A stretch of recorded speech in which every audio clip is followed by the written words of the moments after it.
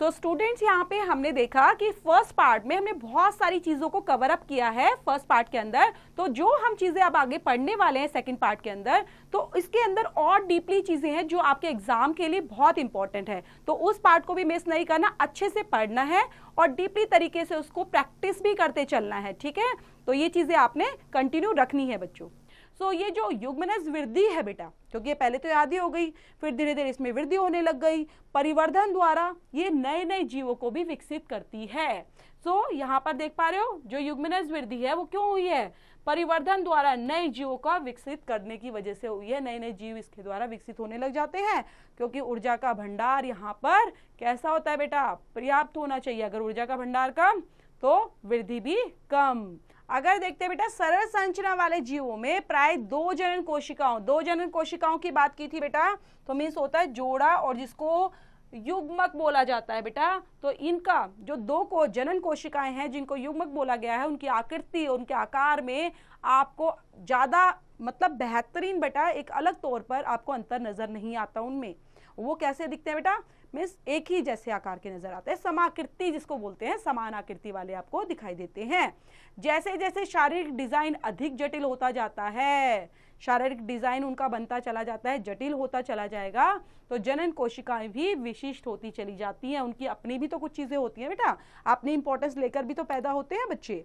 तो ऐसे ही वो कैसे होते चले जाते हैं? अपने विशिष्ट कोशिकाओं में, कोशिकाओं की तरह ही वो विशिष्ट रूप में चेंजेस होने लग जाते हैं, और जनन कोशिकाएं अपेक्षाकृत बड़ी होती चली जाती हैं। भोजन का पर्याप्त भंडार भी उनके अंदर होता है। दूसरी ओर अपेक्षाकृत छोटी और गतिशील यहाँ पर नजर आती हैं आपको, और गतिशील जनन कोशिकाओं को नर युग्मक क्या बोलते हैं बेटा?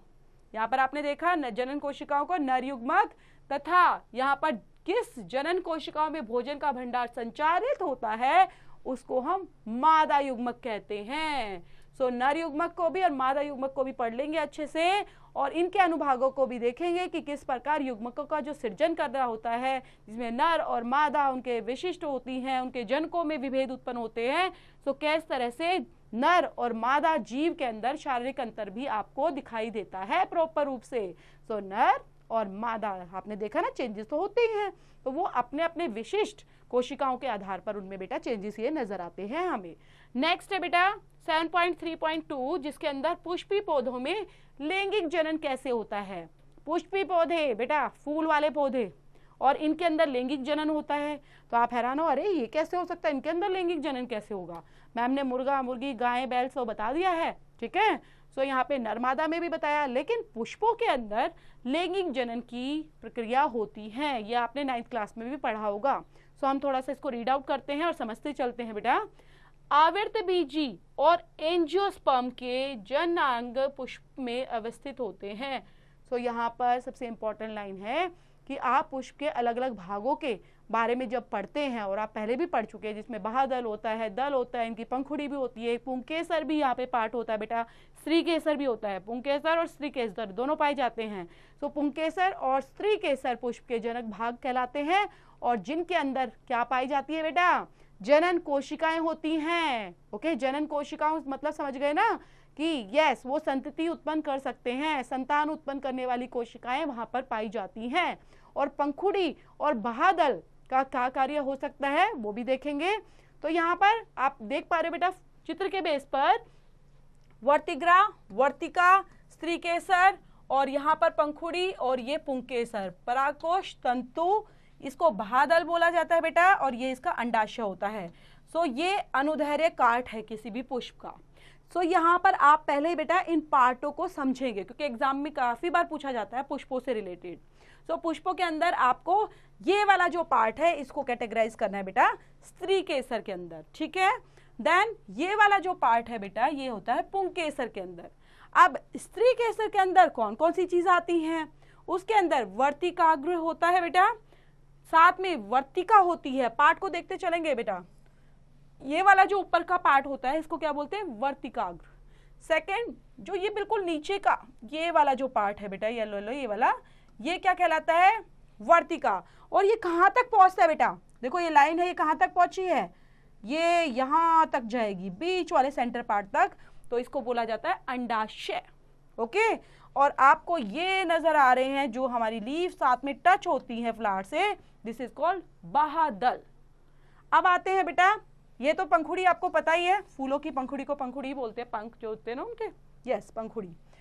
अब पुंकेसर पर आते हैं बेटा, यहाँ पर परागकोश क्या होते हैं और तंतु कहाँ पर पाए जाते हैं। ये जो ऊपर का पार्ट है दिस इज कॉल्ड, ये सब जगह आपको नजर आ रहा होगा, सो ये जो पार्ट है दिस इज कॉल्ड द परागकोश, और इसके अंदर ही तंतु नजर आते हैं हमें, और ये छोटे छोटे तंतु हैं जो यहाँ पर आते हैं, तो ये पुंकेसर कैटेगरी में एग्जिस्ट होते हैं स्टूडेंट्स। सो यहाँ पर जब पुष्प में पुंकेसर और स्त्री केसर में से कोई एक जनांग उपस्थित होता है, उसके अंदर पाया जाता है, तो बच्चों पुष्प एक लंगी, पुष्प एक लंगी मतलब यहाँ पर एग्जाम्पल पपीता दिया गया है। सो जो पपीता होता है वो क्या कहलाता है, जनांग उपस्थित होते हैं, तो पुष्प एक लंगी पपीता या तरबूज कहलाते हैं। क्या कहलाते हैं बेटा, एग्जाम्पल है, ये एक लंगी पुष्प के एग्जाम्पल है स्टूडेंट्स। सो एक नंबर में अगर पूछ भी लिया जाता है कि पुष्प एक लंगी के एग्जाम्पल बताओ, तो आप बताएंगे पपीता और तरबूज।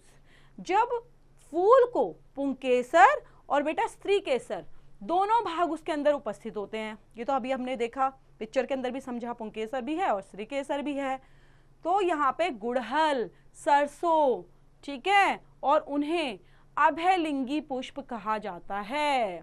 सो यहाँ पर आप समझ गए बेटा, एक लंगी पुष्प कौन से होते हैं, पपीता तरबूज।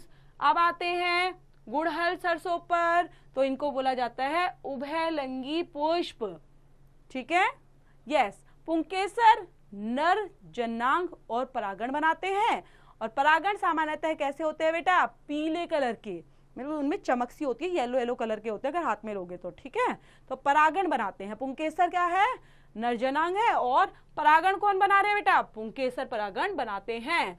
परागण सामान्यतः येलो कलर के होते हैं। जब आप किसी फूल के पुंकेसर को छूते हैं तो हाथ में पीला पाउडर आ जाता है, ठीक है। अभी मैं बात कर रही थी, आपने फूल लिया और उसमें येलो कलर अगर आपके हाथ पे लग जाता है तो आप देखोगे उसके अंदर शाइनिंग सी है और येलो कलर आपके हाथ पर लग जाता है। ये जो पीला पाउडर है ये क्या है, पुंकेसर है। स्त्री केसर पुष्प के केंद्र में उपस्थित होता है, वो फूल के बिल्कुल सेंटर में होता है बेटा। और ये जो पुष्प का मादा जनांग है ये 3 भागों से बना होता है।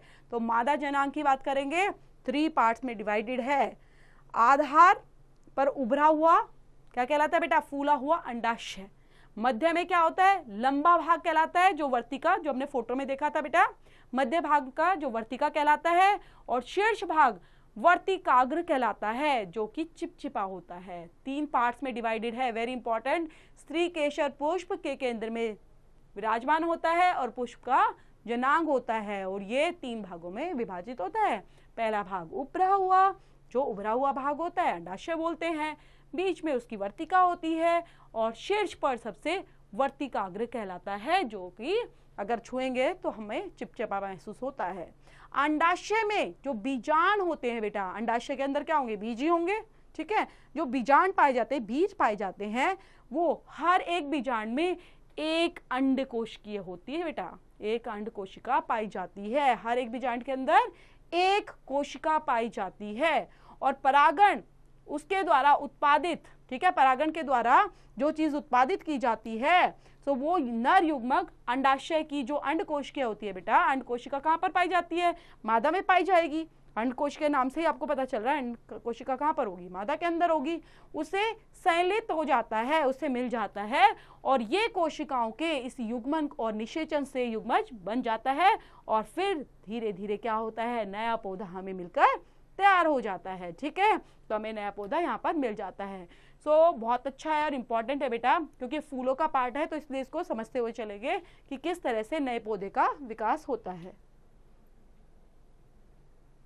सो यहाँ पर बेटा आगे भी बात की गई है, जो परागण होते हैं उनको पुंकेसर से वर्तिकाग्र तक स्थानांतरण, मीन्स अपना स्थान चेंज करना। स्थानांतरण क्या होता है बेटा, एक स्थान से दूसरे स्थान पर पहुंचना, उसकी जरूरत भी होती है, क्योंकि एक ही स्थान पर जहां पर परागण होंगे वहां काम नहीं चलेगा, तो उसको स्थान चेंज करने की जरूरत होती है। तो जो परागण होते हैं वो स्थानांतरण उसी के फूल के वर्तिग्रह पर ही होता है, जिसको हम स्वपरागण कहते हैं। अगर उसी के फूल पर होगा तो क्या कहलाएगा बेटा?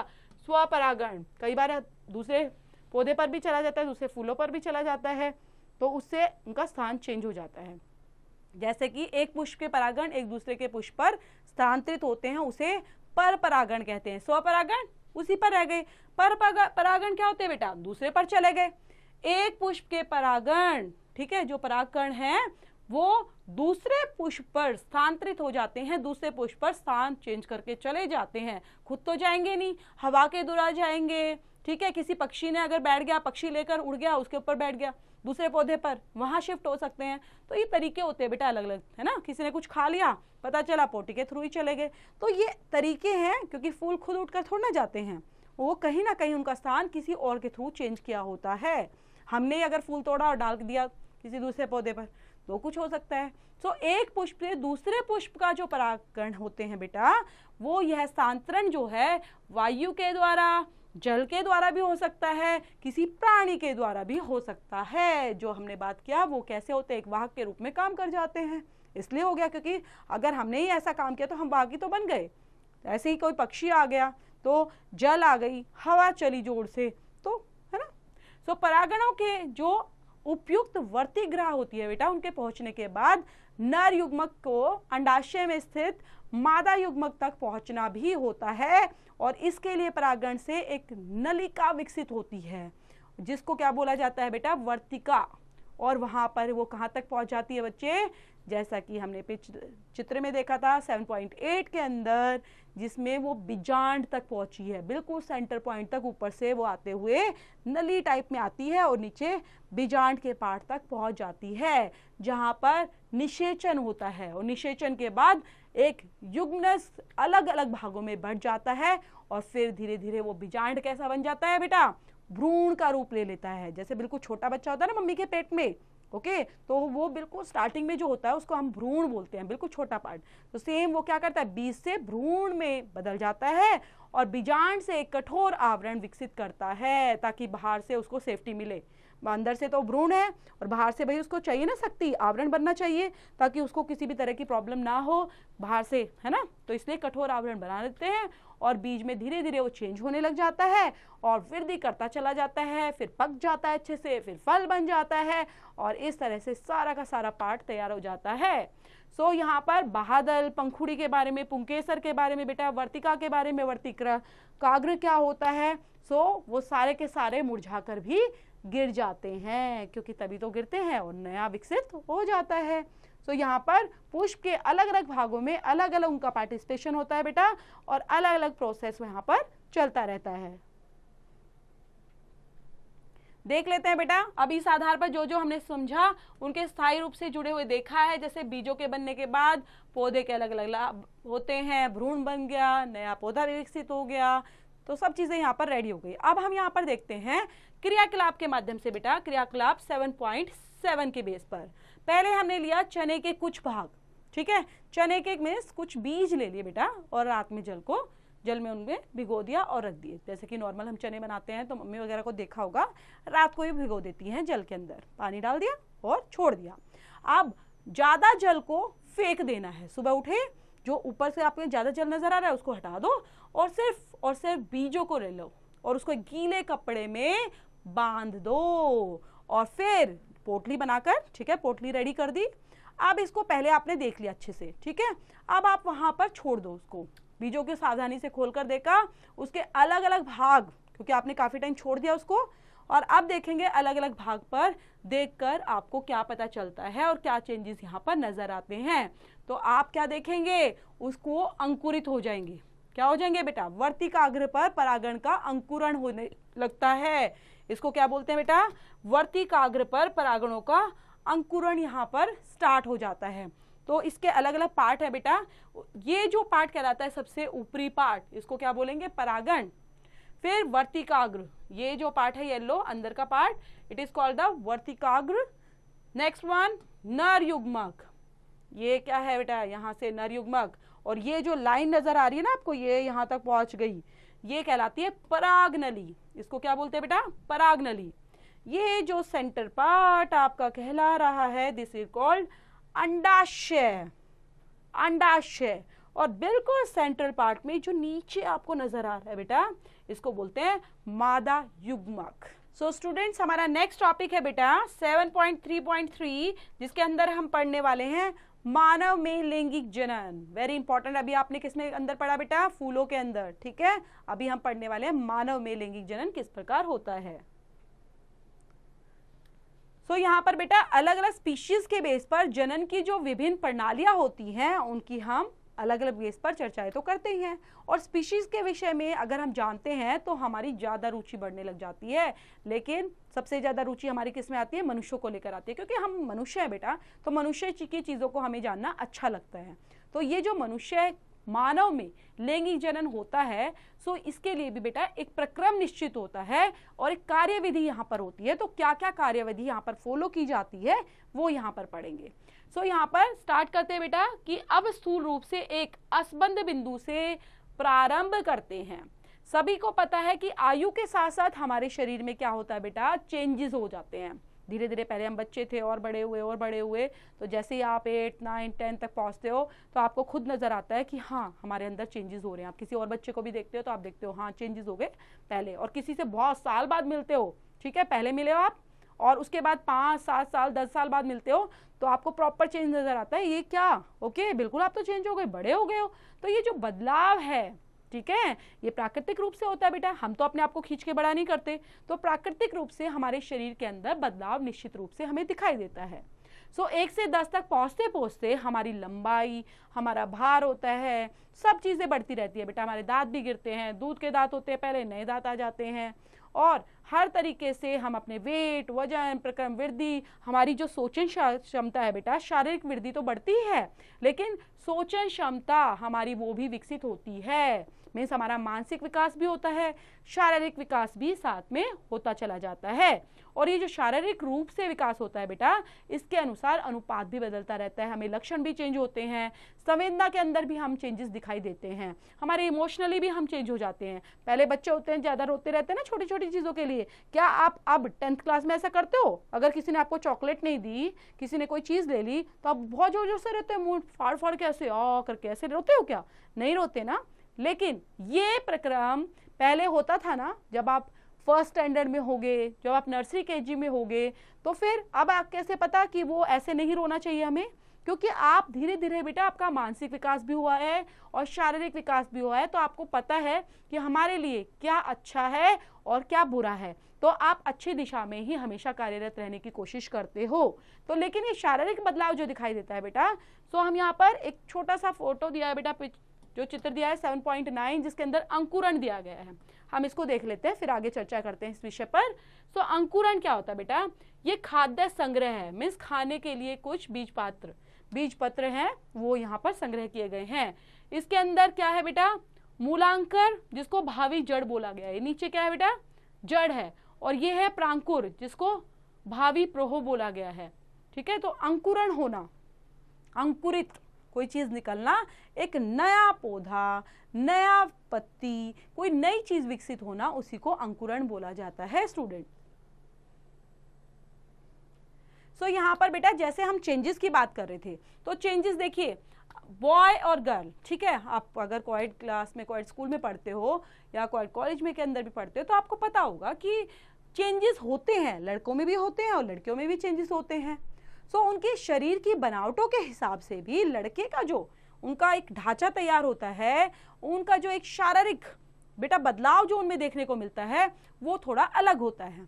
और जबकि महिलाओं की बात की जाए, लड़कियों की बात की जाए, तो उनका जो प्रॉपर तरीके से चेंजेस है वो लड़कों की तुलना में बिल्कुल अलग होता है। ठीक है, अब ज्यादातर क्या उनमें चेंजेस ऐसे होते हैं जो उनमें अलग अलग होते हैं, लड़कों में अलग, लड़कियों में अलग।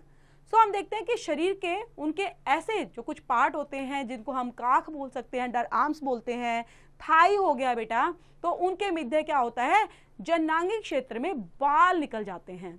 ठीक है, तो बाल के चेंजेस उनको देखने को मिलते हैं, पहले नहीं होते बचपन में, धीरे धीरे बड़े होते हैं और हार्मोन चेंज होते हैं, शारीरिक बदलाव होता है, तो बालों के गुच्छे भी वहां पर निकलाते हैं और धीरे धीरे उनका रंग भी गहरा हो जाता है। हाथ पैर और चेहरे पर भी छोटे छोटे क्या दिखने लग जाते हैं बेटा, रोम नजर आने लग जाते हैं। त्वचा कैसी हो जाती है, थोड़ी ऑयली हो जाती है, मुहासे निकलने लग जाते हैं बच्चों को। तो ऐसे ऐसे चेंजेस नॉर्मली आपको दिखते हैं। और भी चेंजेस होते हैं जो लड़के एवं लड़कियों में अलग अलग होते हैं। लड़कियों में क्या होता है बेटा, स्तन का आकार में वृद्धि होने लग जाती है, और स्तन नाग्र में त्वचा का रंग भी उनका गहरा होने लग जाता है।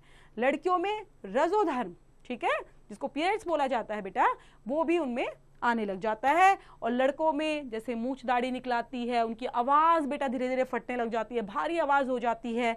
आपने चेंजेस देखे होंगे, कोई भाई बहन भी होगा आपका, कि पहले छोटा था कितनी सॉफ्ट वॉइस थी, अब वो बड़ा हो गया तो उसकी आवाज़ भी भारी होने लग जाती है, ठीक है। तो ये धीरे धीरे, पहले तो बिल्कुल साफ फेस था, और जैसे ही आपने देखा 10th 12th में पहुंच रहा है तो उसकी दाढ़ी मूछ भी आने लग जाती है, बाल आ जाते हैं फेस पर। तो ये क्या है, ये बेटा चेंजेस ही तो है, लड़कों में अलग और लड़कियों में अलग रूप से। सो ये जो परिवर्तन है ये महीनों का, वर्षों की अवधि में धीरे धीरे होता है बेटा, ऐसा नहीं है आज देखा और कल में चेंजेस नजर आ गए। धीरे धीरे स्लो प्रोसेस है, और जो सबके अंदर एक निश्चित आयु तक ही होता है। ऐसा नहीं है कि अभी आप देख रहे हो, अपने फादर को देख रहे होगे, अगर आपके फादर हो गए 40 ईयर्स के, ठीक है, आप उनको देख रहे हो 45 में, तो वो थोड़ी ना कि उनके बाल और ज्यादा बढ़ जाएंगे, नहीं, एक निश्चित आयु तक ही उनका ग्रो हो चुके होते हैं, उनकी ग्रोथ हो चुकी होती है, उनके अंदर वृद्धि हो चुकी होती है, ठीक है। मानसिक विकास हो सकता है बेटा, लेकिन शारीरिक विकास एक टाइम तक होता है, एक टाइम पीरियड होता है, तब तक वो वैसे ही विकसित हो रहता है। बच्चों में 20 साल तक, 22 साल तक वो विकसित हो जाता है, लड़कों में भी और लड़कियों में भी बेटा। अब यहाँ पर उदाहरण ले लेते हैं बेटा कि लड़कों के चेहरे पर पहले छितराए हुए कुछ मोटे बाल परिलक्षित होते हैं, और धीरे धीरे वृद्धि एक जैसी ही हो जाती है, और अब उन व्यक्तियों के बीच में अलग अलग परिलक्षित हमें दिखाई देते हैं।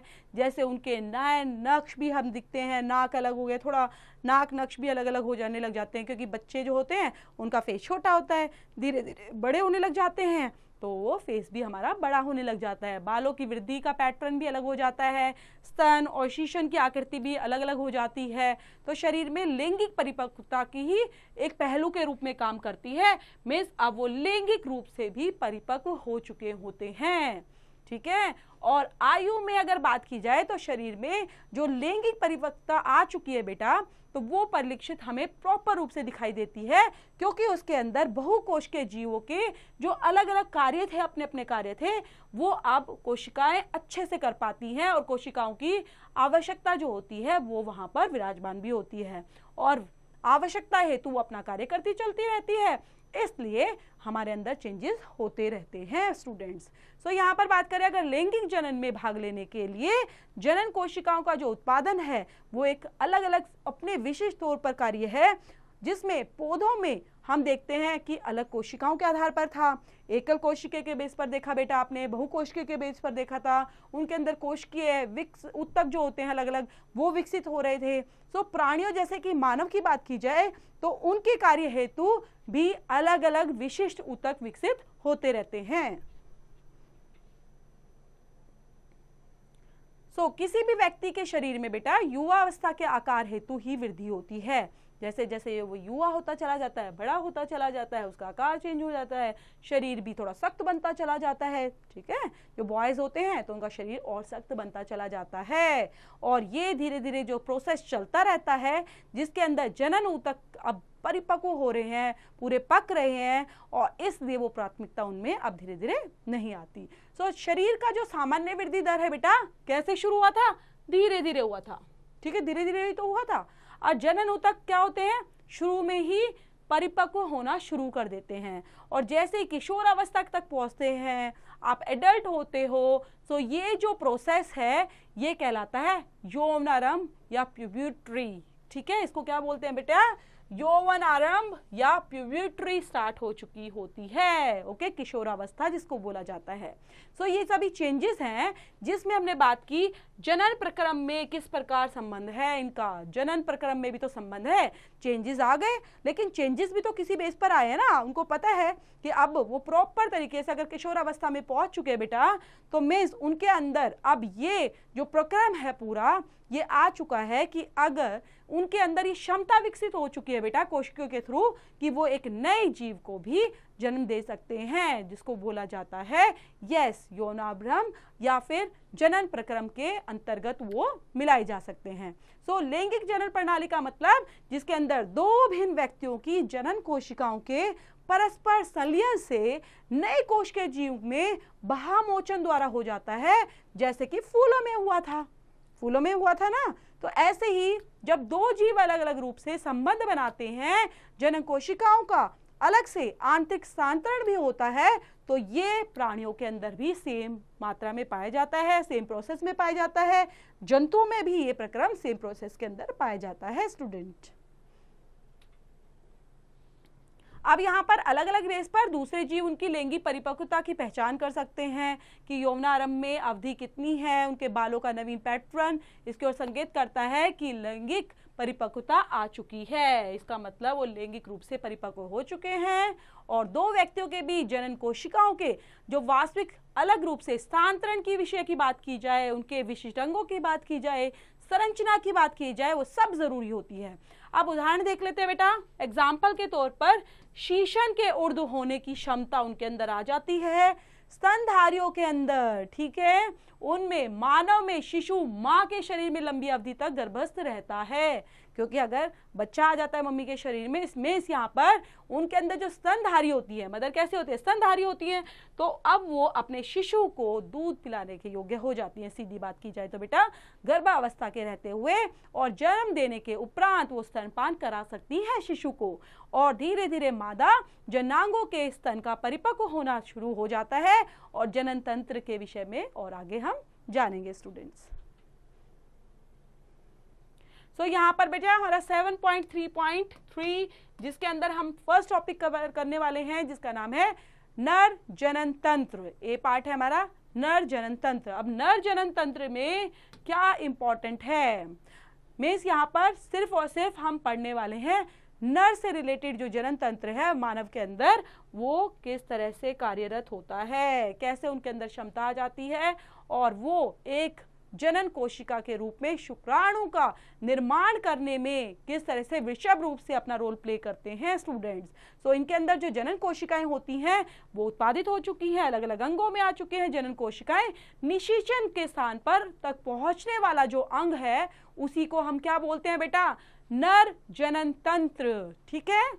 यस, नर जनन तंत्र क्या है स्टूडेंट्स, देखेंगे नर जनन तंत्र जनन कोशिकाओं उत्पादित करने वाला जो अंग है, और जनन कोशिकाओं को निषेचन के स्थान तक पहुंचाने वाला जो अंग है उसको हम संयुक्त रूप से क्या बोलते हैं बेटा, नर जनन तंत्र।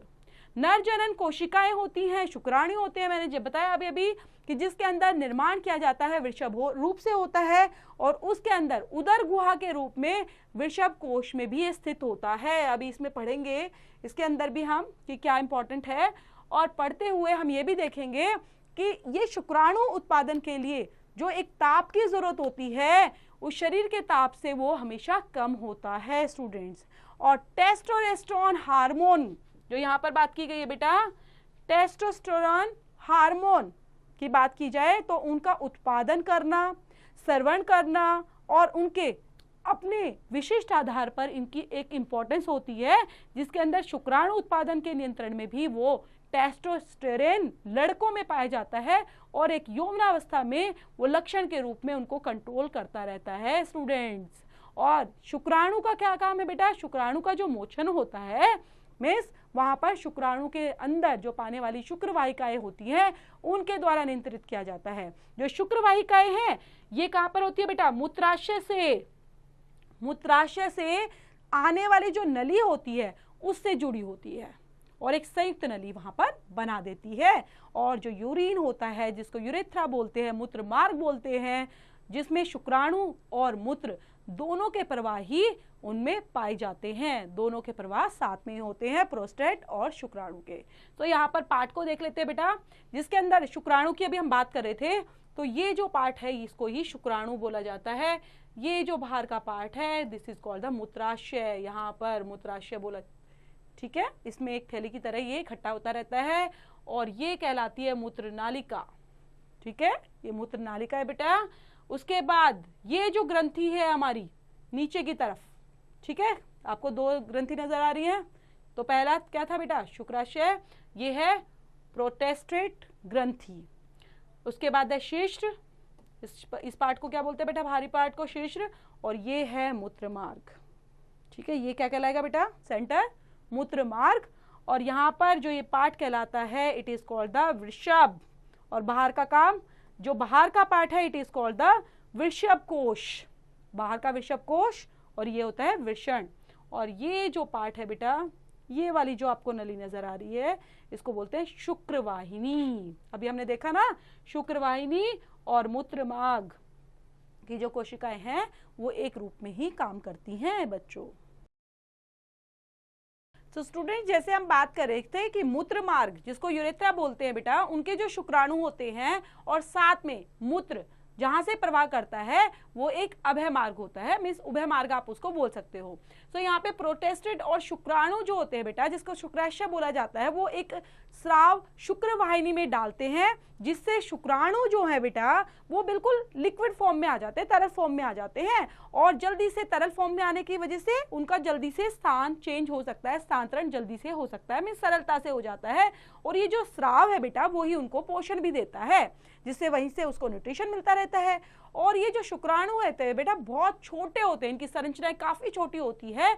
तो ये आनुवांशिक पदार्थ रूप में पाई जाती है और पीछे इनके लंबी पूंछ होती है, मतलब इस फॉर्म में ये होते हैं और एक ऐसे ऐसे आपको नजर आएगी, ओके, लंबी पूंछ रूप में उन्हें दिखाई देते हैं अगर हम उनको देखते हैं सूक्ष्मदर्शी की हेल्प से। और मादा जनन कोशिकाओं की ओर ये धीरे धीरे जल्दी से भी तैरते हैं, और ये जो कोशिकाएं हैं मादा जनन कोशिकाएं, इनके तैरने में हेल्प भी करती हैं। नेक्स्ट टॉपिक है बेटा 7.3.3 बी पार्ट, जिसका मतलब है मादा जनन तंत्र। हम इनको पढ़ने वाले हैं। अभी हमने किसको पढ़ा था बेटा, नर जनन तंत्र, अब पढ़ेंगे मादा जनन तंत्र। सो मादा जनन कोशिकाएं होती हैं बेटा, या इनको मेन बोला जाता है अंड कोशिका का निर्माण कहाँ पर होता है, जिसके अंदर अंड पाया जाता है, ओके, तो वो कहाँ पर होगा, अंडाशय में होता है, ठीक है।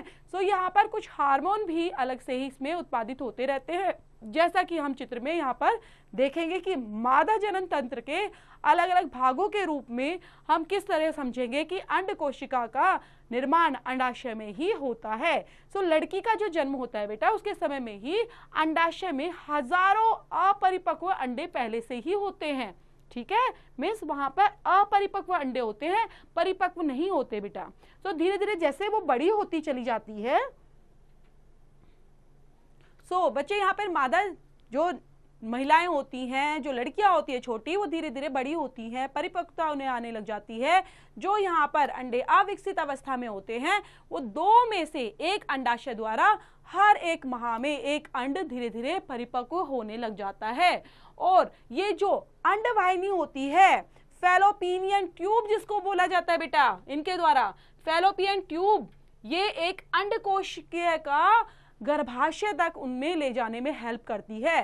सो ये जो अंडवाहिकाएं हैं ये इकट्ठी होती है बेटा और लचीले होकर एक थैली नुमा बन जाती है, ठीक है, ऐसा लगता है थैली बनी हुई है, उसका निर्माण होता है और उसी को क्या बोलते हैं बेटा, गर्भाशय, मीन्स थैली के आकार का होता है गर्भाशय, ठीक है, जैसे आप यहाँ पर देख पा रहे होगे बेटा गर्भाशय, ठीक है। सो ये हमारा थैली के आकार का हमें दिखाई देता है। और मैथुन के समय, ओके, तो यहाँ पर शुक्राणु योनि मार्ग में स्थापित होती है और जहां से ऊपर की ओर यात्रा करके वो कहां तक पहुंचती है बेटा, ठीक है, गर्भाशय तक पहुंच जाती है और अंडवाहिनी तक पहुंचने के बाद वो अंडकोशिका में मिल जाती है, जिससे जो अंडा होता है, निषेचित अंडा होता है, वो अलग अलग पार्ट में बंटकर और कोशिकीय की गोंद में मीन्स वहां पर चिपचिपा पदार्थ होता है जिसमें वो भ्रूण बना देता है, मीन्स यहाँ पर ही बच्चे का विकास होता है। और भ्रूण गर्भाशय में, गर्भाशय की बात की जाए तो उसमें वो स्थित हो जाता है। अब एक बार हम इसको समझ लेते हैं बेटा कि मानव के अंदर मादा जनन तंत्र कोशिका या मानव जनन तंत्र कैसे होता है, ये पढ़ रहे हैं हम मादा के बेस पर। सो यहाँ पर सबसे पहले जो कहलाती है बेटा, जो आप ये पार्ट देख रहे हो, इस पार्ट को बोलते हैं फैलोपियन ट्यूब या अंडवाहिका। अंडाशय कहाँ पर है बेटा, ये जो आपको नजर आ रहे हैं ये अंडाशय है, ये क्या है, अंडाशय। गर्भाशय भी हमने बात की थी, गर्भाशय ये कहलाता है बेटा ग्रीवा, ठीक है, गर्दन जैसा लग रहा है मैं, ग्रीवा जैसा, ठीक है, तो ग्रीवा। और इसको बोलते हैं, जो ये नीचे का आपको पार्ट नजर आ रहा है बेटा ये वाला, दिस इज कॉल्ड योनि, दिस इज कॉल्ड योनि। तो यहां से एंटर करते हुए और कहां तक पहुंचता है, गर्भाशय में, और गर्भाशय के अंदर वो अंड स्थिति में आ जाता है और अंडा वहां पर धीरे धीरे कोशिकाओं में एक गोंद की फॉर्म में आकर और भ्रूण को जन्म देता है। लगातार धीरे धीरे बेटा क्या होता रहता है, ये विभाजित होकर विकसित करने लग जाता है, मीन्स धीरे धीरे इसकी ग्रोथ होने लग जाती है, अंगों का विकास होता है बच्चे के अंदर, माँ का शरीर गर्भाधारण की अवस्था में बहुत उसका भी चेंजेस होते हैं, उसके अंदर जो माता होती है बेटा उसके अंदर भी बच्चा के जन्म के समय शरीर पूरा बदलाव में आ जाता है। तो गर्भाशय जो है वो धीरे धीरे करके प्रत्येक माँ भ्रूण को ग्रहण करता रहता है, उसको पोषण करता रहता है, तैयारी करता रहता है, और धीरे धीरे जो आंतरिक परत होती है, आंतरिक परत होती है अंदर की परत बेटा, वो मोटी होती चली जाती है, सख्त होती चली जाती है, और जो भ्रूण है उसके पोषण में धीरे धीरे रक्त का संचार भी बढ़ जाता है बेटा, ठीक है, क्योंकि ब्लड भी तो जाना जरूरी है, तो बच्चा किससे तैयार हो रहा है, ब्लड से तो हो रहा है, ठीक है। अब उसमें धीरे धीरे हड्डियों का निर्माण होगा, और उसको पोषण मेन कहाँ से मिलता है बेटा, भ्रूण को, भ्रूण मतलब जो पेट में बच्चा है उसको कहाँ से मिल रहा है पोषण, वहां रुधिर से ही मिलता है बेटा, जो ब्लड है उसके थ्रू ही उसको पोषण मिलता रहता है, और एक विशेष संरचना के द्वारा ये कहलाता है प्लेसेंटा। क्या बोलते हैं इसको, प्लेसेंटा। और ये एक तश्तरी नुमा संरचना है, जैसे तश्तरी होती है ना वैसी होती है गर्भाशय के अंदर, ये बिल्कुल धसी टाइप की होती है, मीन्स थोड़ा नीचे की तरफ होती है, और ये भ्रूण के जो ऊतक होते हैं उनमें धीरे धीरे परिवर्तन होने लग जाता है, और ये माँ के ऊतकों में रक्तस्थान होते हैं जिसको बोलते हैं प्रवर्ध को आच्छिक करते हैं, मीन्स माँ से भ्रूण को क्या क्या मिलता है, अब माँ को माँ से मिल रहा है ना, तो माँ से भ्रूण को क्या क्या दे रहे हैं, सारा ब्लड के थ्रू जा रहा है बेटा, ग्लूकोज मिलता है, ऑक्सीजन मिलती है, अन्य पदार्थ मिलते हैं, सारे स्थानांतरण होते हैं। जब भी तो बोलते हैं कि जैसे ही गर्भवती होती हैं, गर्भवती महिलाएं होती हैं, उनको अच्छा अच्छा खाना चाहिए, जितना अच्छा वो खाना खाएंगी तो बच्चे के अंदर भी तो वही खाना जा रहा है, ठीक है। अगर हम गंदा खाना खाएंगे, कई महिलाएं होती हैं धूम्रपान करने लग जाती हैं, गलत चीजें खाती हैं, तो वो बच्चे पर प्रॉपर असर डालता है, इसलिए उस टाइम पर अच्छा चीज खानी चाहिए, प्रॉपर ध्यान रखना चाहिए। तो ये सारी चीजें माँ के शरीर में गर्भ को धीरे धीरे विकसित करने में कितना टाइम लग जाता है बेटा, पूरा 9 महीने लग जाते हैं, ठीक है। बच्चे का जो प्रोसेस है वो कंप्लीट कितने महीने में होता है, 9 महीने में बच्चा हमारे सामने आ जाता है। और गर्भाशय की पेशियों में ये कैसा होता है बेटा, लयबद्ध संकुचन से शिशु का जन्म होता है। अब देखते हैं बेटा 7.3.3 में सी पार्ट में क्या होता है जब अंड का निषेचन नहीं होता। अंड का निषेचन होगा तो ठीक है बेटा, बच्चा मिल जाता है हमें, लेकिन अगर अंड का निषेचन ही नहीं हो रहा तो कैसे क्या होना है। ये अंड कोशिका का निषेचन नहीं हो तो यह लगभग 1 दिन तक जीवित रहती है, और अंडाशय हर 1 महीने एक अंड का मोचन करता रहता है, और इससे निषेचित जो अंड होता है उसकी प्राप्ति के लिए, उसके मिलने के लिए गर्भाशय भी हर 1 महीने तैयारी तो करता ही है, वो दोबारा से तैयार हो जाता है, मसल्स रेडी हो जाती है, स्पॉन्जी हो जाती है, भित्ति मसल जो होती है वो प्रॉपर तरीके से मांसल रूप में आ जाती है, मीन्स काफी लचीली हो जाती है, और ये अंड के निषेचन में दोबारा से पोषण करने के लिए आवश्यक भी हो जाती है। लेकिन निषेचन न होने के कारण ये जो परत है बेटा इसकी जरूरत नहीं होती, क्योंकि ये परत धीरे धीरे टूटती रहती है, और योनि मार्ग में रुधिर के रास्ते, म्यूकस के रास्ते वो निष्कासित होता रहता है, निकलता रहता है, जिसकी वजह से अंड का निषेचन नहीं हो पाता और निषेचन की प्रक्रिया वहीं पर अधूरी रह जाती है, और इस चक्र के अंदर लगभग 1 मास का समय लगता है, जिससे ऋतुस्राव या रजोधर्म भी कहते हैं। इसको क्या बोलते हैं बेटा, 1 महीने के प्रोसेस में बार बार महिलाओं में स्थिति देखने को मिलती है, ऋतुस्राव जिसको बोला जाता है, या रजोधर्म, या इसको पीरियड्स के नाम से भी हम जानते हैं, और ये अवधि लगभग 2 से 8 दिनों तक ही होती है। नेक्स्ट टॉपिक है बेटा जनन स्वास्थ्य, 7.3.3 डी पार्ट, जनन स्वास्थ्य से आप क्या समझते हैं। लैंगिक परिपक्वता ये तो होना चाहिए, क्योंकि क्रम है बेटा, और प्रक्रम से हिसाब से ये एक सिस्टमैटिक तरीके से काम करता रहता है, और टाइम भी लेता रहता है, शारीरिक वृद्धि भी होती रहती है। तो ये सब चीज़ें हैं कि हमें कितने रूप में एक लैंगिक परिपक्वता का अर्थ समझना चाहिए कि लैंगिक परिवर्तन का अगर उस लैंगिक रूप से परिपक्वता आती है तो इसका मतलब ये नहीं होता कि किसी भी शरीर के या मस्तिष्क में जनन क्रिया होना या गर्भाधारण करना वो इसके योग्य हो गए हैं। ठीक है, परिपक्वता आ गई तो मतलब वो क्या आप समझते हो कि मस्तिष्क जनन प्रक्रिया भी हो रही है या गर्भाधारण के लिए जो मादा है वो तैयार हो चुकी है? तो ऐसा जरूरी नहीं होता स्टूडेंट्स। सो यहाँ पर बेटा देखा गया है कि क्रियाओं के दौरान क्या इन रोगों का संचरण का निरोध संभव है? सो यहाँ पर शीशन के लिए आवरण या कंडोम, ठीक है, जिसको हम कॉन्डम भी बोलते हैं, उनके प्रयोग से इनमें अनेक जो रोग आते हैं बेटा, रोगों का संचरण होने लग जाता है तो उनको काफी सीमा तक रोका जा सकता है। मीन्स एक प्रोटेक्शन का काम करता है ये। जो लैंगिक है जिसको यौन बोला जाता है उन क्रिया द्वारा गर्भाधारण की जो संभावना है वो हमेशा बनी रहती है, क्योंकि कभी भी गर्भाधारण हो सकता है, कभी भी लेडीज प्रेग्नेंट हो सकती है, तो इसके लिए आपको रोकथाम तो जरूरी है, तो प्रिकॉशन लेना जरूरी है। तो इसके लिए कॉन्डम का यूज किया जाता है ताकि स्त्री के शरीर और भावनाओं की मांग की आपूर्ति बढ़ जाती है, जिससे यदि वह इसके लिए तैयार नहीं भी है तो उसके स्वास्थ्य पर कोई भी प्रभाव नहीं पड़ता है। और गर्भाधारण रोकने के लिए अलग अलग तरीके भी खोजे जाते हैं, जैसे गर्भारोधी तरीके अनेक तरह के होते हैं बेटा, जिसमें यांत्रिक अवरोध का माना जाता है, जिसके अंदर जो शुक्राणु अंडकोशिका तक पहुंच ही नहीं पाए, ठीक है, तो उसको बोलते हैं यांत्रिक अवरोध करना, में शुक्राणु अंडकोशिका तक ना पहुंचने देना। और इसमें जो शीशन को ढकने वाले कॉन्डम होते हैं, योनि में रखने वाले अनेक जो युक्तियां होती हैं उनके बेस पर यूज किया जाता है। दूसरा तरीका क्या होता है बेटा, शरीर में जो हार्मोन संतुलन का परिवर्तन होता है उसकी वजह से भी अंड का मोचन कभी नहीं हो पाता, मीन्स निषेचन नहीं हो सकता। सो ये दवाएं हैं, गोली आपने देखा होगा जिससे प्रेग्नेंट नहीं हो सकते, जिसमें हार्मोन संतुलन भी परिवर्तित हो सकता है, मीन्स दवाइयों को हमेशा मना किया जाता है ताकि हार्मोन संतुलन ज्यादा गड़बड़ ना हो, ज्यादा प्रभाव ना पड़े उसका नेगेटिव। तो इसलिए इसके लिए रोकथाम के लिए हम क्या सजेस्ट करते हैं बेटा कि इन गोलियों को ना खाया जाए।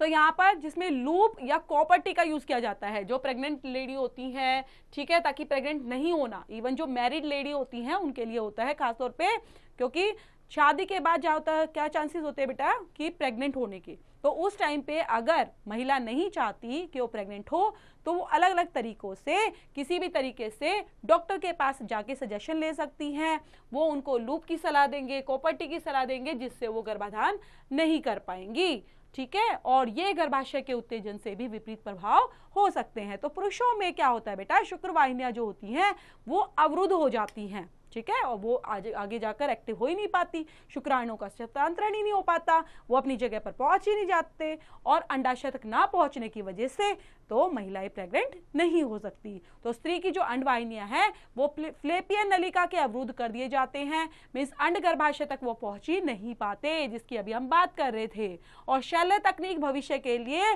पूर्णतः सुरक्षित होती है, जिसमें असावधानी पूर्वक की गई शल्य क्रिया के संक्रमण के द्वारा और दूसरी समस्याएं भी उत्पन्न हो सकती हैं। तो यहाँ पर किसी विशेष लिंग का बच्चा नहीं चाहते, ऐसा गैर कानूनी कार्य अधिकार मादा गर्भ के चयनात्मक मीन्स यहाँ पर मादा गर्भ के चयन के अनुसार गर्भपात हेतु किया जा रहा है, ऐसा सोचा जाता है। तो एक स्वस्थ समाज के लिए क्या जरूरी है बेटा कि मादा और नर लिंग अनुपात हमेशा बनना जरूरी है, वो बनाए रखना आवश्यक है। अगर हमारे देश में भ्रूण लिंग निर्धारण एक कानूनी अपराध है, मीन्स भ्रूण लिंग निर्धारण क्या होता है बेटा कि भ्रूण को लिंग के आधार पर, मीन्स हमें लड़का ही चाहिए लड़की ही चाहिए, इस आधार पर अगर निर्धारण कर दिया जाएगा तो फिर क्या होगा, एक पक्ष की संख्या कम हो जाएगी। तो शिशु लिंग को जांचना ये कैसा माना जाता है बेटा, गैर कानूनी माना जाता है। तो यहाँ पर बेटा जन्म दर और मृत्यु दर के आकार पर निर्धारण किस तरह से होता है कि जैसा कि हमें पता है कि जनन एक प्रक्रम है, प्रक्रम के द्वारा किया जाता है, जिसमें जीव अपनी समष्टि में वृद्धि भी करते रहते हैं, और इसी आधार पर जन्म दर और मृत्यु दर का आकार का भी निर्धारण किया जाता है। और जनसंख्या के आधार पर कुछ लोगों के लिए एक तो चिंता का विषय है, हमारे लिए भी चिंता का विषय है कि जनसंख्या क्या हो रही है बेटा, निरंतर बढ़ती जा रही है, और बढ़ती हुई जनसंख्या के कारण क्या हो रहा है बेटा, प्रत्येक व्यक्ति के जो जीवन स्तर है उसको सुधारना तो जरूरी है, लेकिन यहाँ पर प्रत्येक के जीवन स्तर में सुधार लाना एक दुष्कर कार्य हो रहा है, ऐसा सामना करना पड़ रहा है कि यहाँ पर प्रति व्यक्ति जो एक सुधार है, उसका जीवन स्तर है और ज़्यादा बेहतरीन बनाना चाहिए, लेकिन इतनी ज़्यादा जनसंख्या बढ़ती को देखकर ये बहुत मुश्किल ही नज़र आता है। सो यहाँ पर बेटा जो जो हमने पढ़ा उसी बेस पर क्वेश्चंस दिए गए हैं हमारे। पहला है परागण क्रिया निषेचन से किस प्रकार भिन्न होती हैं। सेकंड वन, शुक्राशय एवं प्रोटेस्ट जो ग्रंथि होती है उनकी क्या भूमिका है। नेक्स्ट वन, यौवना आरंभ के समय लड़कियों में कौन से चेंजेस दिखाई देते हैं। नेक्स्ट वन, माँ के शरीर में गर्भस्थ भ्रूण को पोषण किस प्रकार से मिलता है बच्चों, रुधिर के द्वारा मिलता है। यदि कोई महिला कॉपर्टी का प्रयोग कर रही है तो ये क्या उसकी यौन सचेत रोगों से रक्षा करेगा। यस, रोग जो भी उसके अंदर यौन संचारित रोग आने की संभावना है तो उनको रोकेगा या नहीं रोकेगा। अब देखते हैं बेटा चैप्टर के अंदर आपने क्या क्या सीखा है। तो आपने जो जो सीखा है वो यहाँ पर एक एक पॉइंट में हम डिस्कस कर लेते हैं, जिसमें आपने फर्स्ट पॉइंट है कि जो अन्य जैव प्रक्रमों के विपरीत किसी जीव के अपने अस्तित्व के लिए जनन आवश्यक नहीं है। ओके, तो यहाँ पे जैव प्रक्रम के लिए किसी विपरीत जीव की होना तो ये जनन प्रक्रम के लिए आवश्यक नहीं है, जिसमें एकल की बात की थी हमने। और जनन में एक कोश के द्वारा डीएनए प्रतिकृति का निर्माण करना या अतिरिक्त कोशिकीय संगठन का सृजन होता है। सेकंड है बेटा अलग अलग जीवों द्वारा अपनाए जाने वाले जो जनन प्रणाली है वो उनके शारीरिक अभिकल्प पर ही निर्भर करती है। फोर्थ पॉइंट है बेटा खंडन विधि, जिसमें अलग अलग टुकड़ों में बांट देना।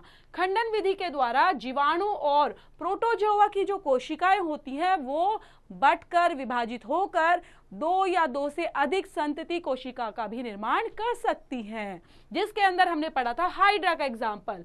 अगर हाइड्रा जैसे जीवों का शरीर कई टुकड़ों में बंट जाता है तो बेटा वो क्या करता है, हर एक भाग से पुनरुद्रवन द्वारा एक नए जीव का विकास हो जाता है, जिसमें मुकुल क्या बताया था बेटा, उभरा हुआ जो भाग होता है मुकुल बन जाता है और मुकुल से ही नए जीव भी विकसित हो जाता है बेटा। कुछ भागों में कायिक प्रवर्धन की हमने बात की थी, जिसमें जड़ ले सकते हैं, तना ले सकते हैं, उसकी पत्ती के द्वारा भी हम नए जीवों का विकसित देख सकते हैं। उपरोक्त अलैंगिक जनन के उदाहरण हैं जिसमें संतति की उत्पत्ति किसके द्वारा की जाती है बेटा, एकल जीव द्वारा होती है। लैंगिक जनन की बात की जाए तो उसमें संतति उत्पादन हेतु कितनों की जरूरत होती है बेटा, दो जीवों की जरूरत होती है। डीएनए के प्रतिकृति की जो तकनीक होती है वो अलग अलग बेस पर उत्पन्न होती है, जिसमें प्रजातियों के अस्तित्व के लिए बात की जाती है, काफी लाभदायक होते हैं। और लैंगिक जनन द्वारा अधिक विभिन्नताएं भी वहां पर उत्पन्न की जा सकती हैं बच्चों। नेक्स्ट है बेटा हमारा जो पुष्पी पौधे होते हैं, फूल वाले पौधों में जनन प्रक्रम तो उसमें भी चलता है। तो उसमें जो परागण होते हैं परागकोश में स्त्री केसर के वर्तिग्रह तक स्थानांतरित होते हैं, मीन्स वर्तिग्रह तक पहुंच जाते हैं, जिसे परागण कहते हैं। और इनका अनुगमन क्या कहलाता है बेटा, किसके द्वारा होता है, निषेचन के द्वारा। यौवना आरंभ के समय शरीर में परिवर्तन तो दिखाई देते हैं, जैसे कि लड़कियों में स्तन विकसित हो जाता है और लड़कों के चेहरे पर बाल आ जाते हैं, जिनको बोला जाता है लैंगिक परिपक्वता आ चुकी है उनके अंदर। मानव में नर जनन तंत्र बेटा वृषण, शुक्राणुवाहिनी, शुक्राशय, प्रोस्टेट ग्रंथि या मूत्र मार्ग शीशन होते हैं, जिसमें वृषण शुक्राणु उत्पन्न किए जाते हैं या उत्पन्न हो जाते हैं। मानव के मादा जनन तंत्र में क्या पाया जाता है बेटा, अंडाशय होता है, डिंब वाहिनी होती है, गर्भाशय होता है और योनि भी पाई जाती है। मानव में लैंगिक जनन प्रक्रिया में शुक्राणु को जो स्त्री के योनि में स्थानांतरण होता है और फिर वहां पर निषेचन डिंब वाहिनी में हो जाता है। नेक्स्ट वन इज गर्भ निरोधी युक्तियां अपनाकर गर्भ धारण को रोका जा सकता है, जिसमें कॉन्डम की बात की थी, गर्भ निरोधी गोलियों की बात की थी हमने, कॉपर्टी की बात की थी और अलग अलग युक्तियां भी पाई जा सकती हैं बच्चों। स्टूडेंट अब हमारा चैप्टर यहाँ पर फिनिश होता है और हम अभ्यास कार्य स्टार्ट करने वाले हैं। तो अभ्यास कार्य में आपका फर्स्ट क्वेश्चन है बेटा, अलैंगिक जनन मुकुलन द्वारा होता है, किसके द्वारा, अमीबा, एस्ट, प्लेजिमोडियम या लेशमानिया।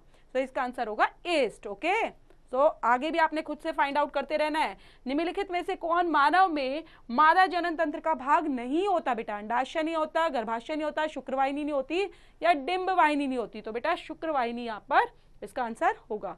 तो आगे भी यहाँ पर बेटा चैप्टर से रिलेटेड काफी अच्छी एक्सरसाइज दी गई है, कंप्लीट करेंगे, साथ में एक्स्ट्रा नोट्स भी बनाते रहेंगे। चैप्टर को पूरा अटेंड करते हुए, लेक्चर अटेंड करने के बाद कंप्लीट नोट्स तैयार करेंगे, नोट्स को रिवाइज करते रहेंगे और समझते हुए सारी एक्सरसाइज को बेटा खुद से कंप्लीट करेंगे ताकि आप एग्जाम में अच्छे मार्क्स लेकर आए। Best of luck students.